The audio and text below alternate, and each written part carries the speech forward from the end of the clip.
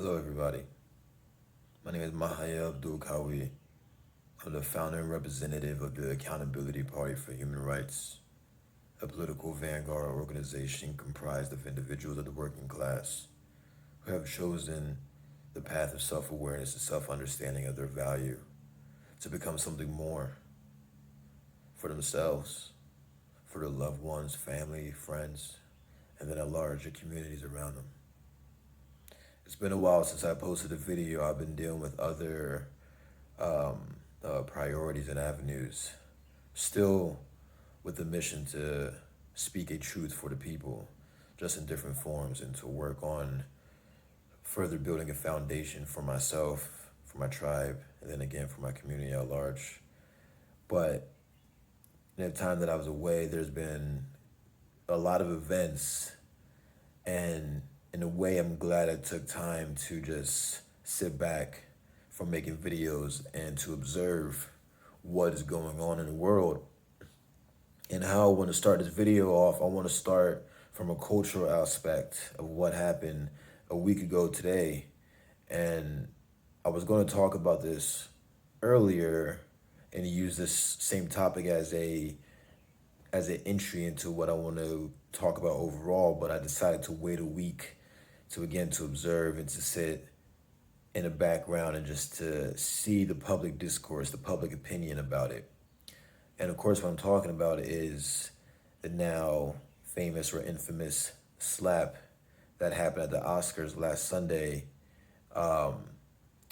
Comedian Chris Rock, said a joke, a very campy joke about celebrity Jada Pinkett Smith and her husband Will Smith. He reacted, walked on stage, slapped Chris Rock, and then yes, and so forth. You know, all the Holly weird drama proceeded after that, and of course, now in internet age, all the internet shenanigans happen, and everybody, it was the talk of the town, the talk of the late night shows, all the morning shows, all the round talk shows, all the podcasts. Everybody's talked about it. So I'm not going to spend time here talking about the slap specifically, although that is a topic in itself. It's something that we can talk about in a public chat about how what he did, his reaction, reflects the current mind state of masculinity right now in the 21st century. But that could be a conversation for another day. And I don't really want to use Will Smith anymore just because there's a little saltiness for me personally when I talk about Will Smith, just because I used to put him on a pedestal in a time of my life where I placed celebrities, false idols on a pedestal.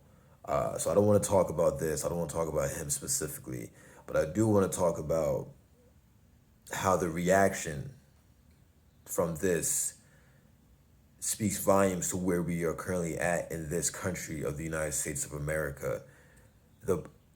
How the public discord speaks, or it paints a bigger picture than the slap itself. Again, the slap was a very personal moment for Will.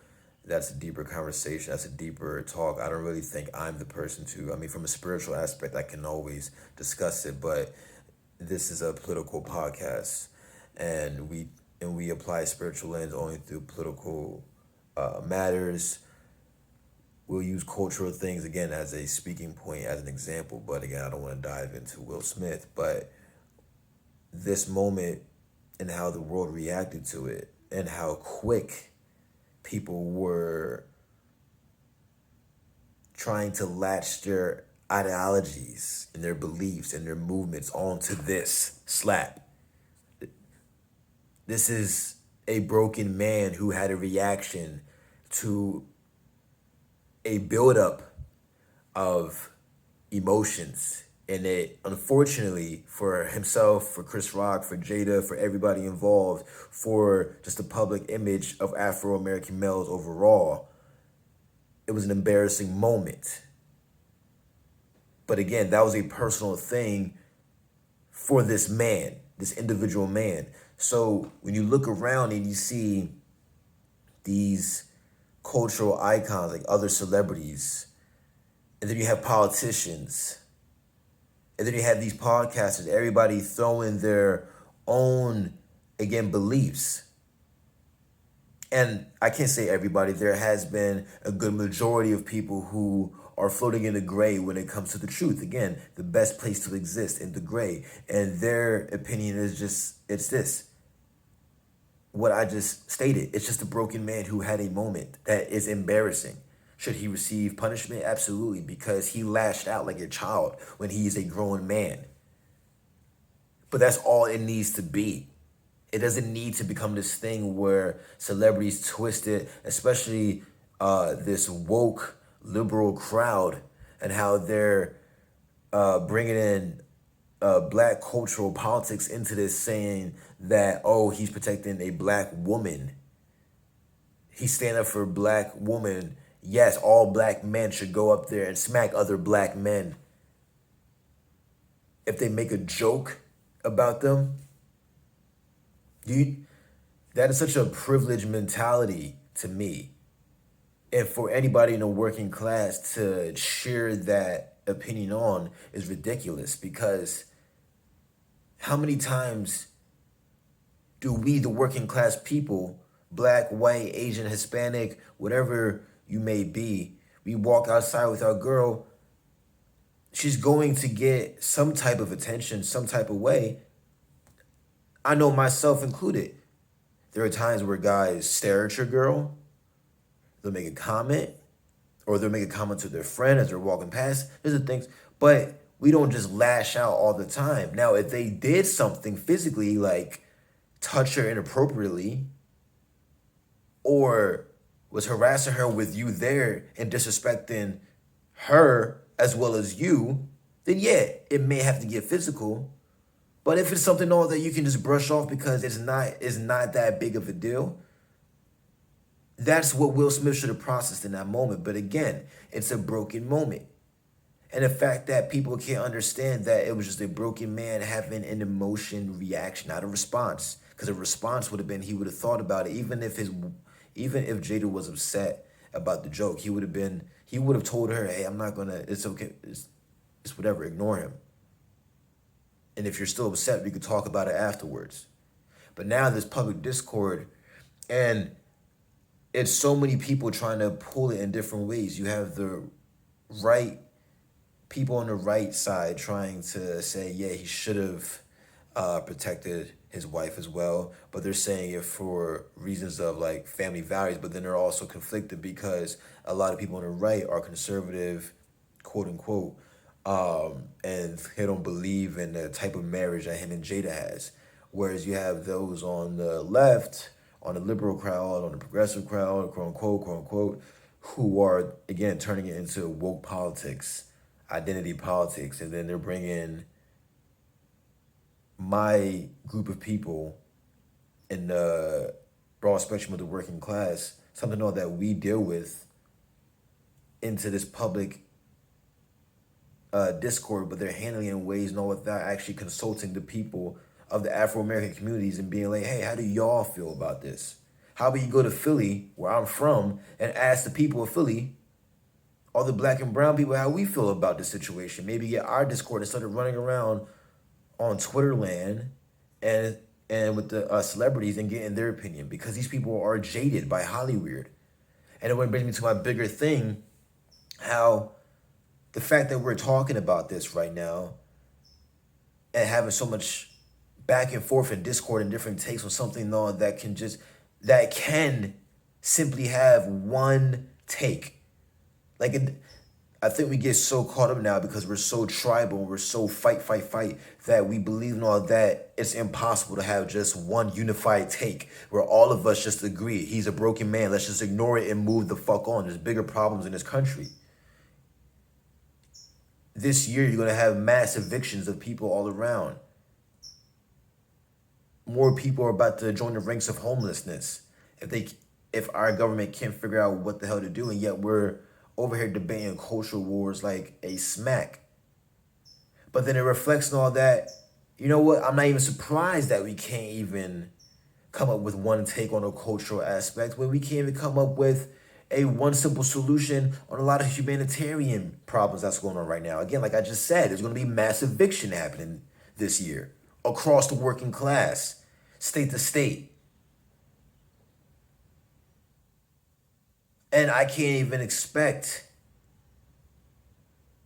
these politicians who can't seem to even come, like, there is times where there can be debate on different beliefs, I guess on execution.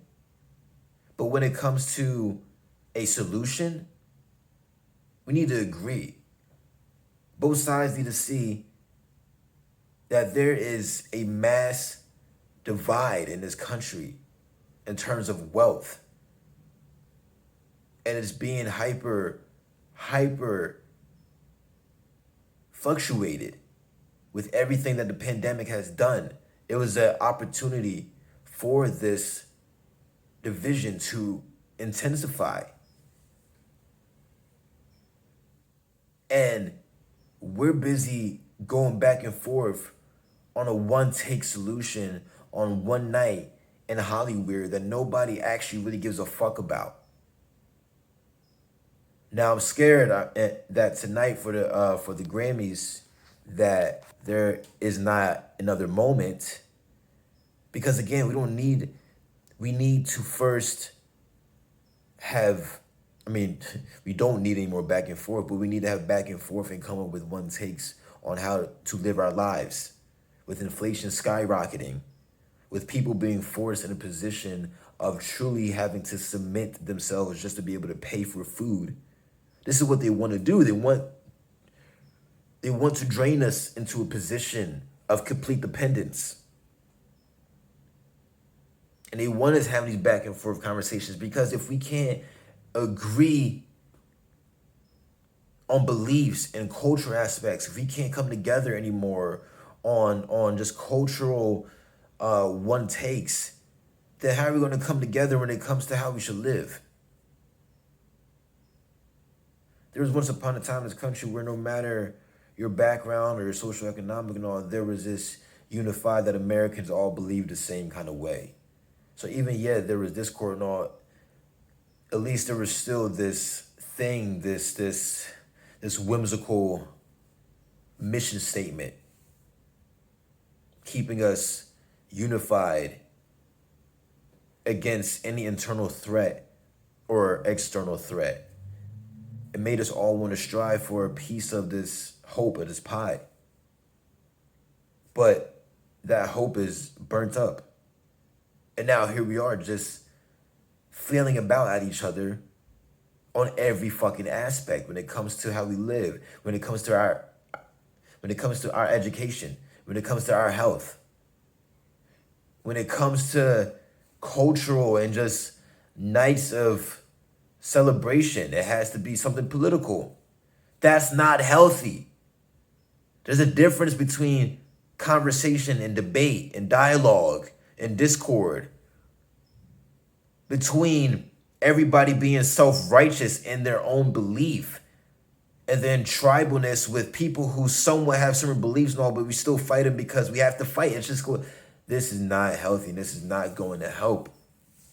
And the more we fight, the more we become frantic and paranoid, the more we fall into fear. And the more we fall into fear, the more we limit our potential to achieve self-independence.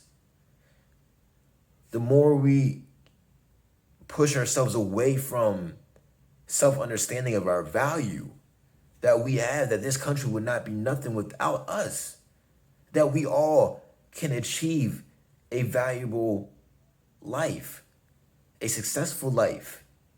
That these people, their job is to not give us handouts. Their job is to not restrict us. Their job is to make the road available for everybody and allow the people to make that choice. But we can't even make that choice. We can't even agree that we have to make that choice. We can't agree that we need to self-evaluate and self-understand when we can't even unify under that. We can't unify under anything. So it's, and as my priorities become more balanced out, I'll be making more videos again and getting back into the conversation. But, I really wanted to highlight this moment because I truly believe that, yeah, it's funny and we can have memes and, of course, there's going to be a laugh about it, and to me, yes, I laughed. You know, there are moments that were funny. But I think when it's time, when the laughter stops, there has to be a moment where we just talk and come to underlining common denominator take on something, whether it's drama at the Oscars or whether it's, are we going to help people survive whatever the fuck is going to come to this country in terms of the downfall, in terms of the Great Reset. Besides all the ha and the hype, when we calm down, can we just talk to each other, inshallah? I hope.